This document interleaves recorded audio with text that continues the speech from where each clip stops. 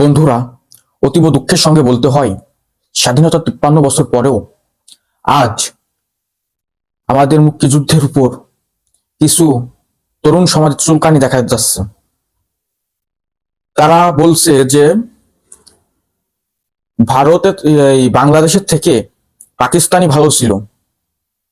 এই রকমের কিছু দেশদ্রোহী কথা আমরা শুনতে পাচ্ছি।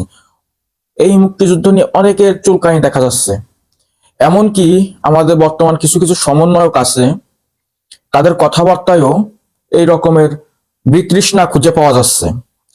তারা মনে করছে যে মুক্তিযুদ্ধের সে 24-এর যে আন্দোলন হলো শেখ হাসিনাকে তাড়াতে, সেটা নাকি বেশি গুরুত্বপূর্ণ।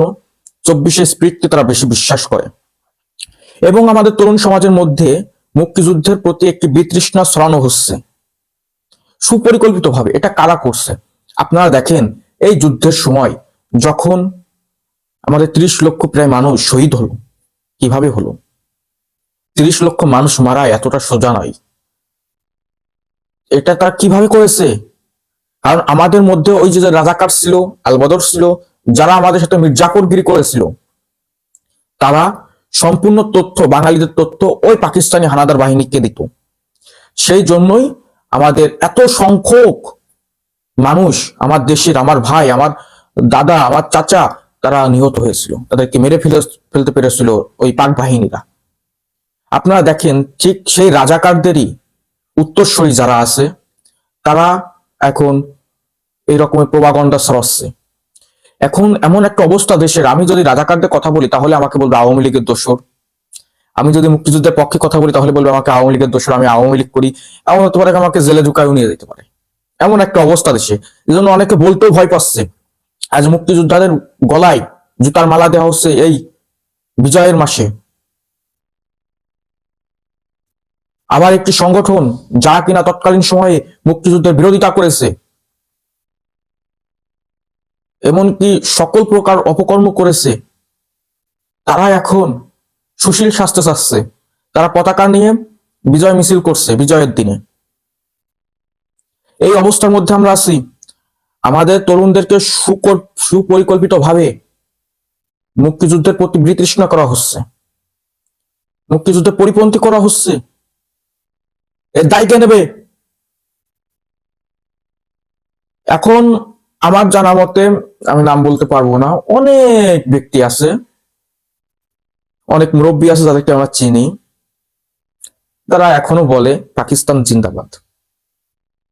এই বাংলাদেশে থেকে 30 লক্ষ শহীদের রক্তের উপর দাঁড়িয়ে এখনো তারা বলে পাকিস্তান জিন্দাবাদ। এখনো তারা বেশি করে বলছে।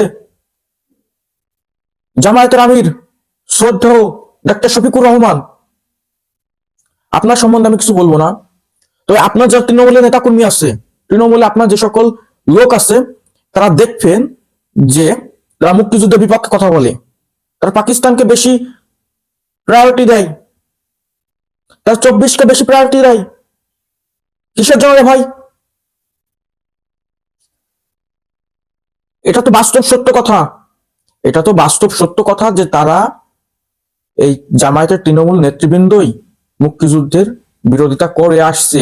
এমনকি এই বিজয়ের মাসে আমরা যদি ফেসবুকে পোস্ট দেই বিজয় উপলক্ষে, সেখানে দেখা যায় যে এক শ্রেণীর কিছু যুবক, এক শ্রেণীর কিছু লোক, তাদের চুলকানি হচ্ছে, মনে হচ্ছে চুলকাইতে চুলকাইতে হাত পা তাদের চামড়া উঠায় ফেলাতে হচ্ছে।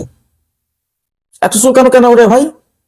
তার চুলকানি যেমন, তাদের কথাবার্তাই বোঝা যায় যে তারা মুক্তিযুদ্ধের পরিপন্থী, তারা মুক্তিযুদ্ধের পক্ষে না, তারা মুক্তিযুদ্ধের প্রতি বিতৃষ্ণা। কেন এরকমের কেন হবে?